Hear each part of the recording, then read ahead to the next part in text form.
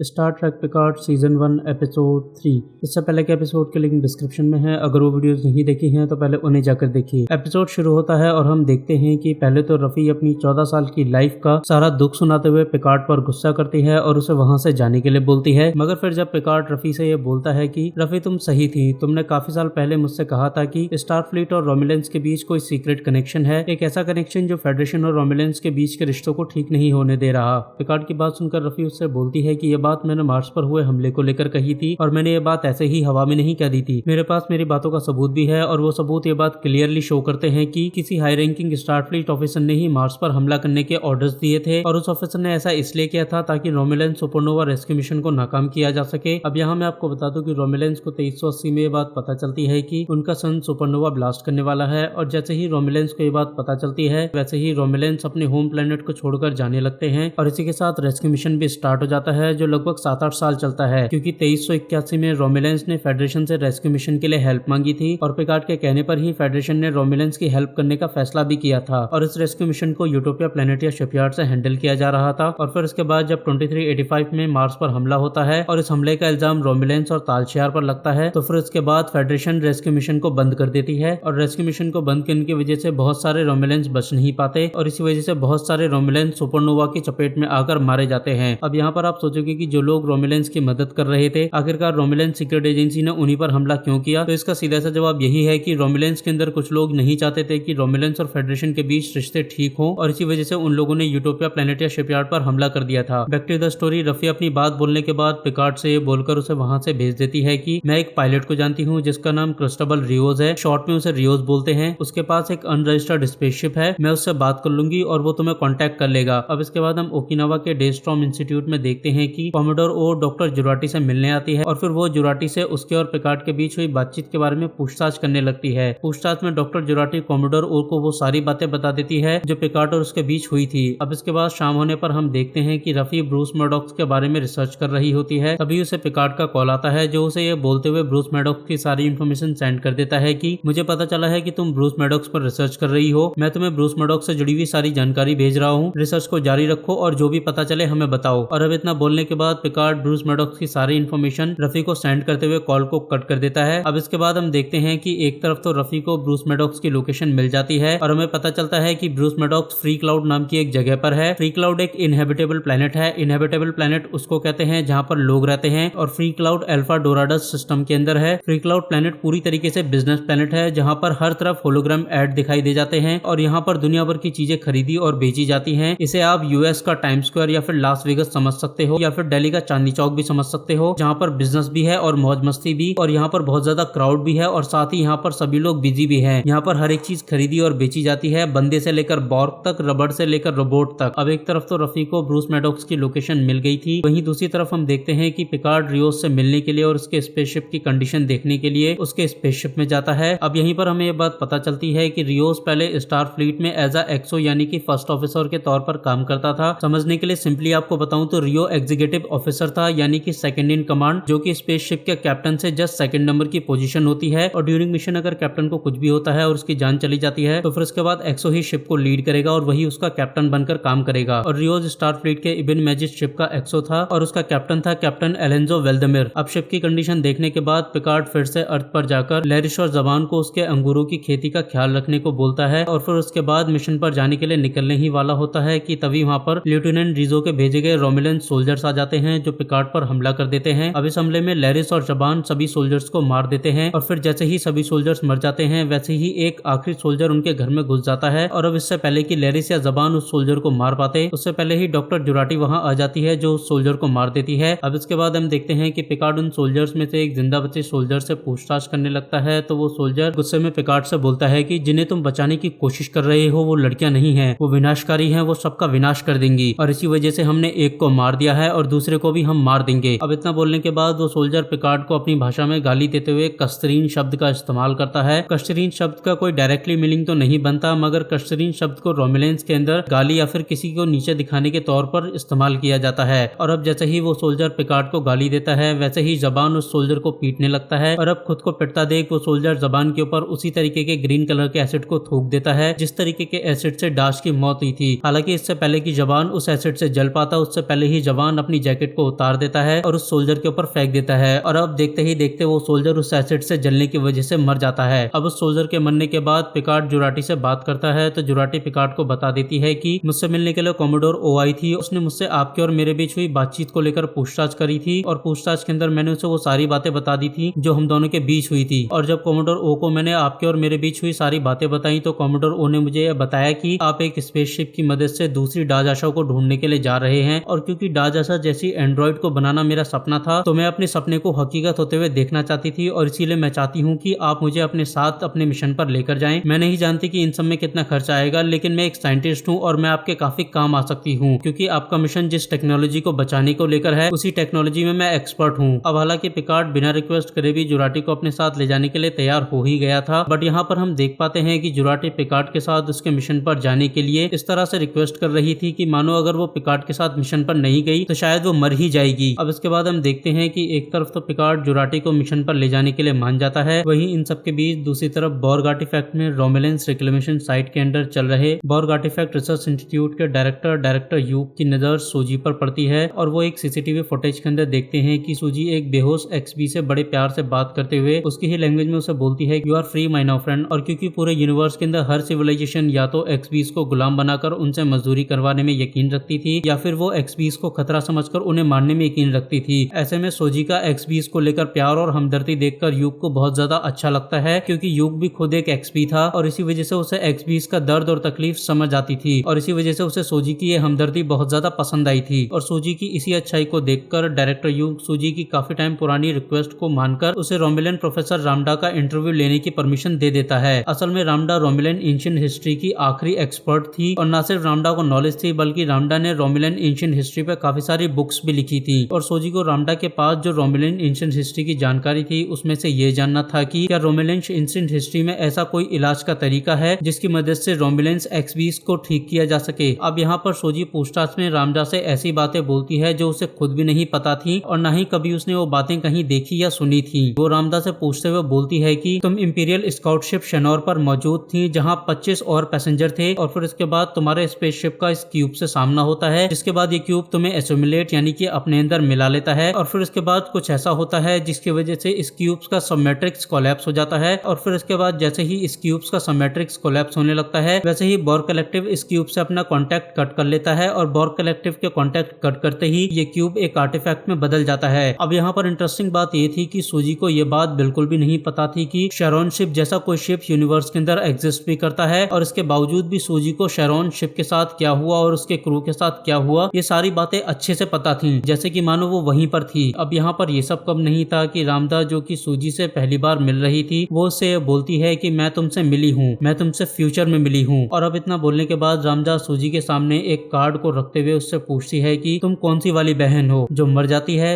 या जो जिंदा रह जाती है। अब यहाँ पर हम देख पाते हैं कि जब रामदा ये बात पूछ रही थी तो हम देख पाते हैं कि जिस कार्ड को रामदा ने सूजी के सामने रखा था उस कार्ड पर भी दो बहनों की फोटो बनी हुई थी। अब इसके बाद हम देखते हैं कि सवाल पूछने के तुरंत बाद ही रामदा पागलों की तरह सूजी को देखकर बोलने लगती है कि तुम सब चिन्हक हो, तुम डिस्ट्रॉयर हो। और अब इतना बोलने के बाद रामदा पागलपन की हरकतें करते हुए एक गार्ड की गन छीनकर खुद को मारने की कोशिश करने लगती है, लेकिन इससे पहले कि रामदा ट्रिगर दबा पाती उससे पहले ही सूजी रामदा से गन छीनकर उसकी जान बचा लेती है। और अब इसके बाद हम देख पाते हैं कि उस रूम के अंदर बैठे सभी पागल रोमुलेंस एक्सपीज सूजी को बड़े गुस्से से घुर्राते हुए देखने लगते हैं। वो सूजी को इस तरीके से घूर रहे थे कि मौका मिलते ही मानो वो सूजी को जान से ही मार देंगे। अब ये सब देखने के बाद सूजी बहुत ज्यादा डिस्टर्ब हो जाती है और उसे अपनी बहन की बहुत ज्यादा फिक्र होने लगती है, तो वो अपनी मॉम को कॉल कर पूछती है कि क्या उसकी बहन डाज आशा बिल्कुल सेफ है, उसे कुछ हुआ तो नहीं है। और अब हम यहाँ पर देख पाते हैं कि सूजी के सवाल पर सूजी की एआई मॉम सूजी से झूठ बोलते हुए उसे बोलती है कि बेटा डाज बिल्कुल सही है, उसे कुछ भी नहीं हुआ और इनफैक्ट उसने एक नया डॉग भी अडॉप्ट करा है। और हम देखते हैं कि जैसे जैसे सूजी की एआई मॉम उससे बात कर रही थी और उसे डाज की फेक इन्फॉर्मेशन दे रही थी वैसे वैसे सूजी को नींद आ रही थी और वो सो जाती है। अब यहाँ पर हम समझ पाते हैं कि सूजी की एआई मॉम इस तरीके से प्रोग्राम हुई थी कि अगर सूजी या डाज में से कोई भी परेशान होती है और उससे ऐसे सवाल पूछने लगती है जिन सवालों का उस एआई मॉम के पास कोई जवाब नहीं होता या फिर वो जवाब छुपाए जाने जरूरी हैं, तो ऐसी कंडीशन में आशा सिस्टर्स की एआई मॉम उन दोनों को सुला देती है ताकि वो बात और वो सवाल टल जाए। अब सूजी के सोने के बाद उसकी आंख तब खुलती है जब नेरिक उसके रूम में आने के लिए उसके रूम की डोरबेल बजाता है। बेल की आवाज से सूजी की आंख खुल जाती है और फिर जैसे ही नेरिक सूजी के रूम में आता है वैसे ही सोजी उसके साथ होने वाली अजीबोगरीब चीजों के बारे में नेरिक को बताने लगती है और वो उससे बोलती है कि नेरिक मैं ऐसी ऐसी बातों को बोल रही हूँ जिनके बारे में ना तो मैंने कहीं पढ़ा है ना कभी सुना है और ना ही मुझे उनके बारे में कोई भी आइडिया है। मुझे समझ नहीं आ रहा कि ऐसी इन्फॉर्मेशन जिसके बारे में मुझे कुछ भी नहीं पता वो अपने आप मेरे दिमाग में ऑटोमेटिकली कहाँ से आ रही है। अब हम यहाँ पर देख पाते हैं कि नेरिक सोजी को शांत करते हुए उसके कान में ये बोलता है कि अगर मैं तुम्हें एक सीक्रेट बताऊं तो क्या तुम मेरी इस बात को सीक्रेट रख पाओगी। नेरिक की बात सुनकर सोजी उससे बोलती है कि हाँ मैं तुम्हारी बात को सीक्रेट रख पाऊंगी। और अब जैसे ही सोजी ये बात बोलती है वैसे ही नेरिक उसके कान में बोलता है कि मैं तुमसे बहुत ज्यादा प्यार करता हूँ सोजी। और अब हम देखते हैं कि नेरिक की यह बात सुनकर सोजी पूरी तरीके से शांत हो जाती है और फिर उसके बाद वो नेरिक को गले लगा लेती है। अब इसके बाद नेरिक सोजी से मिलकर जा ही रहा होता है कि तभी रास्ते में नेरिक की बहन रीजो उसे रोककर पूछती है कि क्या तुम्हें सोजी से कोई इन्फॉर्मेशन मिली या फिर नहीं। अपनी बहन की बातें सुनकर नेरिक जवाब में बोलता है कि अभी सिर्फ इतना पता चला है कि सोजी अपनी असलियत नहीं जानती। वो ये बात बिल्कुल नहीं जानती कि वो एक हाईली एडवांस एंड्रॉइड है। रीजो नेरिक की बात सुनकर उसे ये बोलकर चली जाती है कि तुम्हें जल्दी करना होगा, तुम्हारे पास इन्फॉर्मेशन निकलवाने के लिए ज्यादा समय नहीं है और अगर तुम अपने काम को नहीं कर पाए तो फिर उसके बाद मैं तुम्हारे प्लान को कैंसिल करते हुए अपना प्लान एग्जीक्यूट करूंगी, जिसके बाद सोजी के साथ क्या होगा इसकी कोई गारंटी नहीं होगी। अब इस बातचीत के दौरान हम नोटिस कर पाते हैं कि रीजो की ड्रेस स्टारफ्लीट की यूनिफॉर्म जैसी नहीं लग रही थी। असल में जिस तरीके की ड्रेस रीजो ने पहनी हुई थी वो ड्रेस तालशियार के एजेंट्स और ऑफिसर पहना करते हैं। अब एक तरफ तो ये सब चल रहा था, वहीं दूसरी तरफ हम देख पाते हैं कि पिकार्ड भी सोजी को बचाने के लिए फाइनली जुराटी के साथ शिप पर आ जाता है। और अब जैसे ही पिकार्ड शिप पर पहुंचता है वैसे ही उसे शिप के अंदर रफी भी मिलती है। पिकार्ड रफी को देखकर बहुत ज्यादा खुश होता है, लेकिन रफी पिकार्ड को क्लियर करते हुए बोलती है कि ज्यादा खुश होने की जरूरत नहीं है, मैं तुम्हारे मिशन के अंदर शामिल नहीं हूँ, मुझे बस तुमसे लिफ्ट चाहिए, मैं रास्ते के अंदर उतर जाऊंगी। और हाँ, ब्रूस मैडॉक्स की लोकेशन मिल चुकी है, ब्रूस मैडॉक्स फ्री क्लाउड पर है और हमें वहीं जाना होगा। और अब हम देख पाते हैं कि एक तरफ तो सोजी अपनी असलियत से बिल्कुल अनजान थी, वहीं दूसरी तरफ हम देख पाते हैं कि पिकार्ड भी सोजी को बचाने के लिए जुराटी, रीजो और रफी के साथ मिशन पर निकल पड़ता है। और इसी के साथ ये एपिसोड खत्म हो जाता है। तो क्या सोजी कभी अपनी असलियत जान पाएगी और क्या नेरिक का सच कभी सोजी के सामने आ पाएगा और क्या है डॉक्टर जुराटी का इस मिशन पर आने का असली मकसद। और आखिर में सिर्फ एक ही सवाल, क्या पिकार्ड अपने मकसद में कामयाब हो पाएगा। इन सभी सवालों के जवाब जानने के लिए देखते रहिए V explanation movie in Hindi.